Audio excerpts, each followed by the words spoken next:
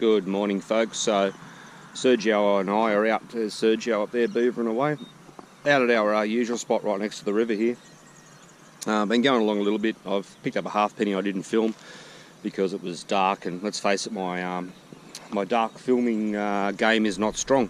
However, it's gone light, or it's starting to go light down here in the hole.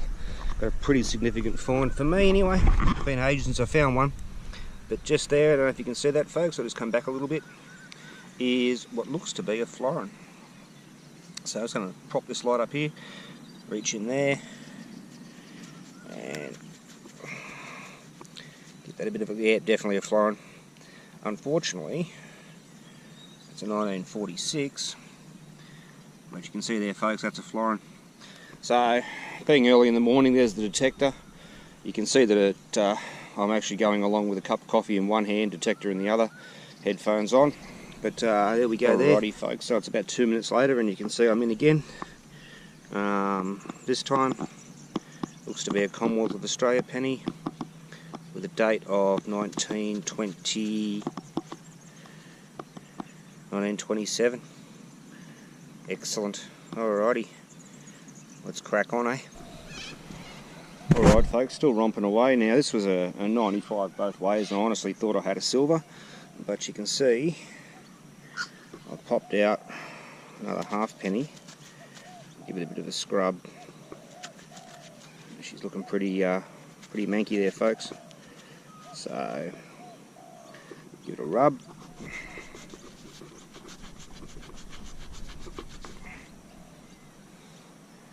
Yeah, I can't even make out the monarch on that.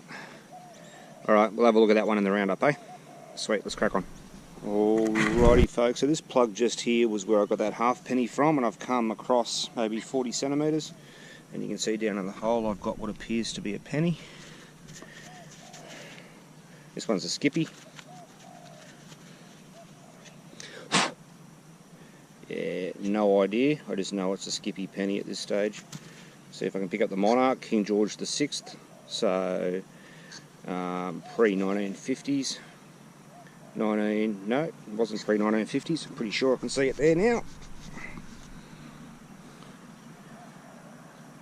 Okay, I want to say 1958, but 1938. Alright, let's crack on.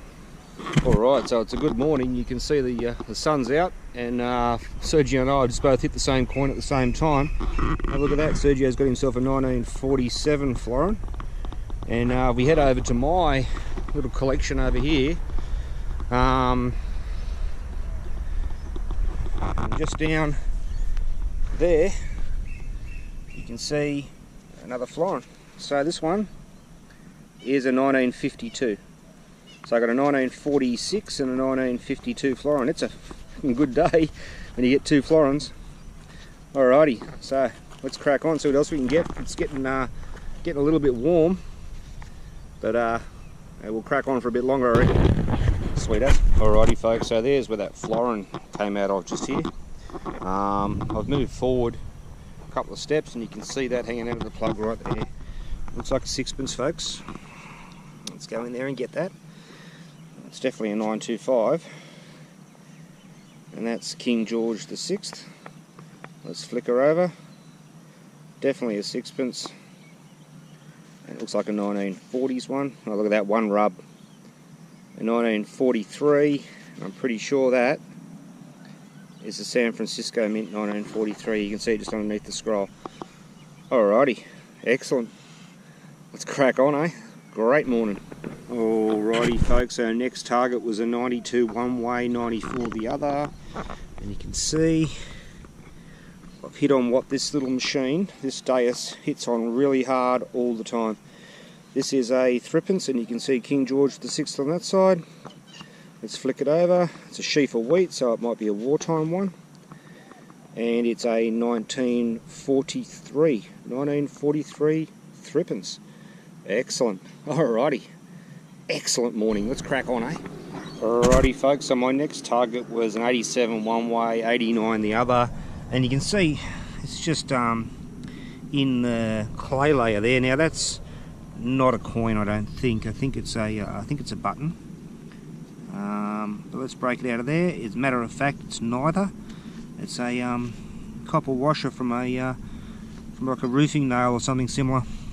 Sorry to get your hopes up there, folks, but let's crack on, eh? Alrighty, folks, this was a bit of a whisper signal, this one. It might have been side on, but you can see just here it was 88 one way, 94 the other. So we've got ourselves another threepence.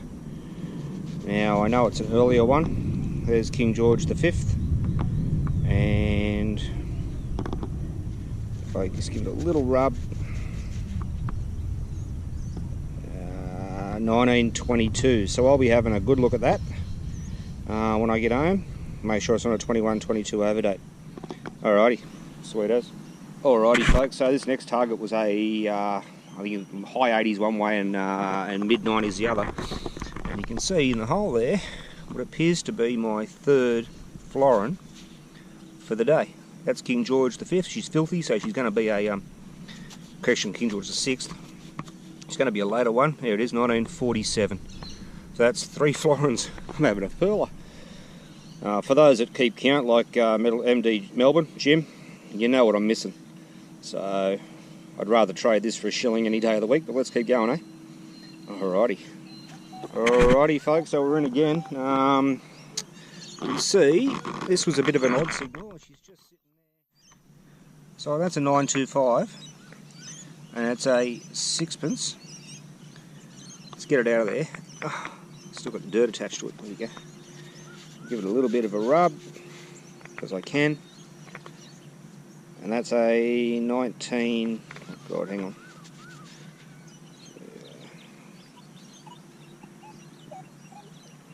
It looks like... Yeah, that's King George V. I'm pretty sure there. And that is... Let me have a lick. It's a 1923 threepence. Correction, sixpence. There we go there, folks. Excellent. Alright, let's crack on. Alright, so we're still grooving along here, folks. It's got a nice deep late 80s, early 90s signal. It looks like I've popped a Commonwealth of Australia halfpenny. A bit of a clean off on the back. Yeah, it's gunge. Let's have a look at the front. 1911 half. That's actually pretty good, because Sergio just found a an old brick penny, which was early 1900s, so it's boding well. All right, let's crack on. All right, folks, still cracking along. This was 88, and you can see I've popped a Commonwealth of Australia penny out of the hole, and we'll give it a quick finger clean. And we've got 1922. 1922, getting a bit of light, there you go. 1922 Commonwealth of Australia penny. Excellent. Alrighty, cracking on. Alrighty, folks, so just here for the wrap up of the hunt from this morning. Very productive. For those that were watching along and knowing exactly what I needed, there was no shilling, unfortunately. Let's go through. We had a pretty good run anyway. In the pennies and half pennies, we've got a 1927, 22, and 38 pennies. I'm just going to try and get in nice and close there so you can get a good look at those. And then in the half pennies, I'm pretty sure we ended up with one Commonwealth of Australia. I think it's 1911, and then 2 1943s. I'll get in close there again so you can have a look. Alrighty, let's head over to the silvers, and we had an absolute cracker with the florins. Check that out, folks. So we got 3 50% florins, 46, 47, and a 1952.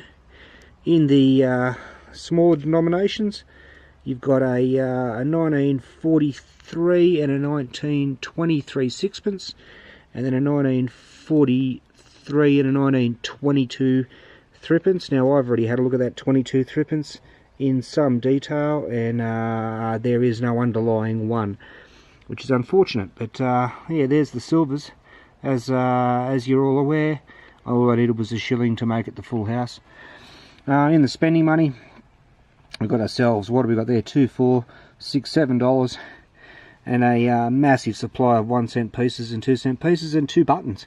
Apart from that, bit of trash, but apart from that, that's pretty much it, folks. So probably my pick over here would be that 1943 sixpence. That's in absolutely stellar condition. I'm just going to get directly over the top of these silvers so you can see them. Alright folks, hope you enjoyed the hunt, and we'll see you in the next one, eh? Catch ya.